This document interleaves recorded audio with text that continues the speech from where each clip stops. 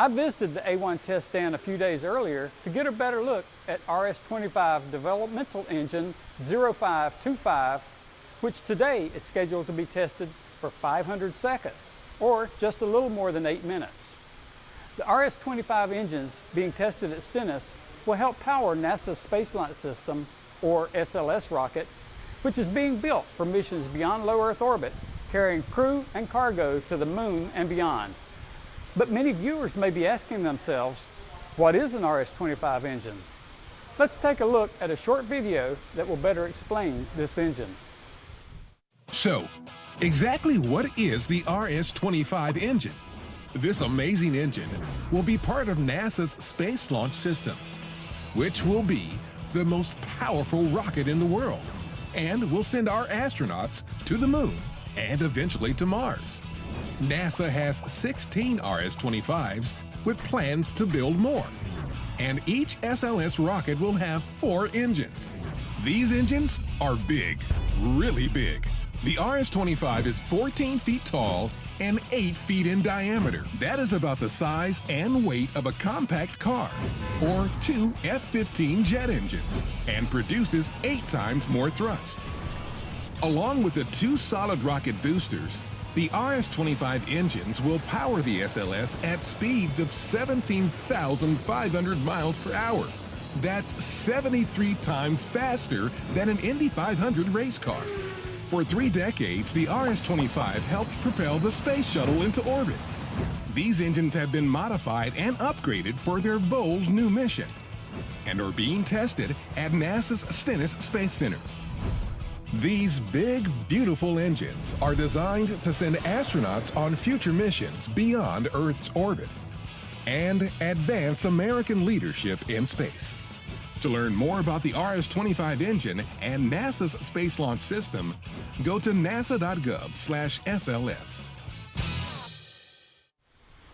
So there you have it. The RS-25 is the same engine used to propel the space shuttle into orbit for more than 3 decades. However, this engine has had several modifications to include a new flight controller that serves as the brain of the engine, and 3D printed parts which are more cost-effective to produce. As we get closer to test time, it's important to know that a lot of work has been going on in preparation for this test. The RS-25 engine for this test was installed on the A1 test stand on July 23rd. Installing the engine into the test stand involves a team of highly trained technicians conducting a well-choreographed sequence of maneuvers to lift the engine from the transport vehicle and position it precisely in place. This time-lapse video condenses hours of work into just a little more than a minute, giving you a snapshot of the tremendous effort required just to get the engine in place on the test stand. Once installed, a team of engineers and technicians began the laborious task of making all the necessary connections, checking seals, valves, and myriad of other components to ensure everything is in proper working order. They will also install the various sensors used to capture the required data from the test. There are literally hundreds of details that must be in place and just right in order to have a successful test. On test day, engineers in the Test Control Center are going through their checklists, making sure everything on the engine and on the test stand is correct. Of course, the safety of our people and the RS-25 engine is the first priority, so there's always the possibility of a delay. We should be getting close to test time now, so let's switch over to live coverage of the sights and sounds of the A1 test stand of today's hot fire test of an RS-25 rocket engine.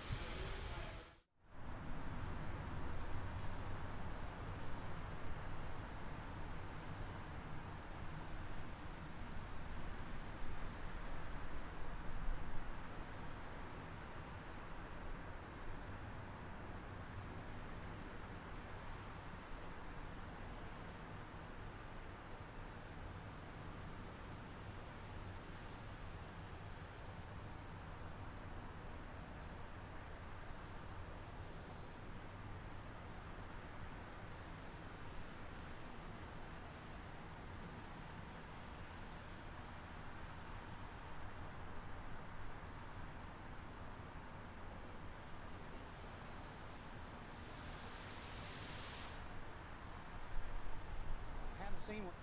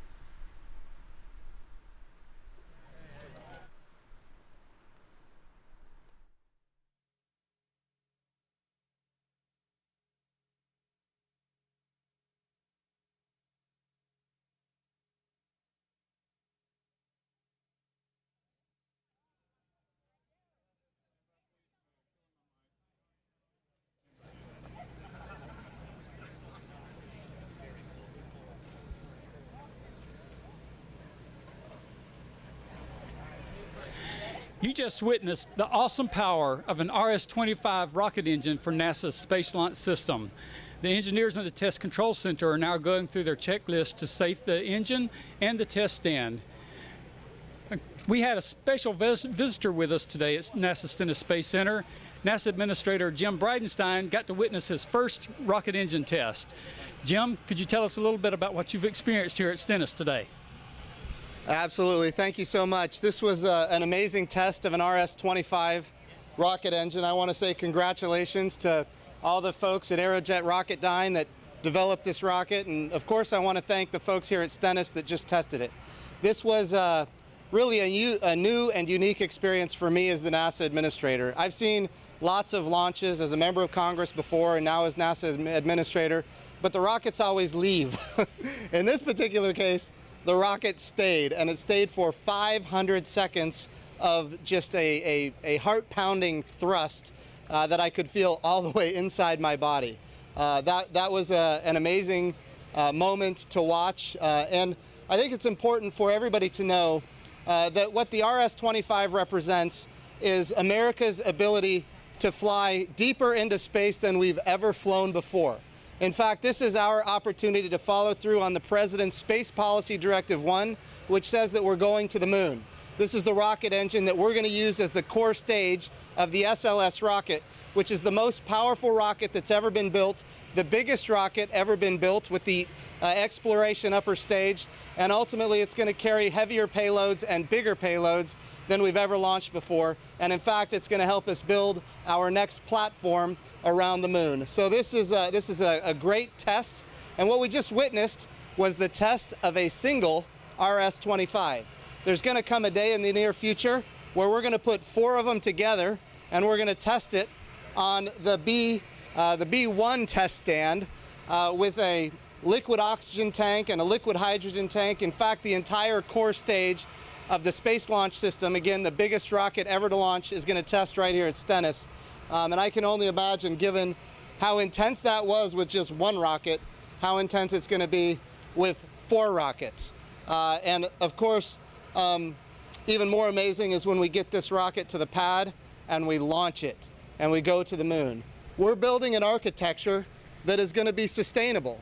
The President says we're going to go to the moon, but not just the moon. He wants to go in a sustainable way, which means we're going to build architecture that our international partners can participate in, that our commercial partners can participate in, and we want every piece of this architecture to ultimately be reusable. And the Gateway is a big piece of that. And at the end of the day, the Gateway is going to be delivered by this amazing capability, the first piece of which we just tested behind me today. So what an amazing day. Congratulations to everybody involved. This was just a tremendous opportunity for NASA. And once again, we've proven that the United States of America is the preeminent spacefaring nation in the world. And of course, we want to maintain that preeminence. So awesome. Thank you for having me. Thank you very much for joining us, Jim. We're going to close out today's program with some replays of today's test. Thank you for joining us.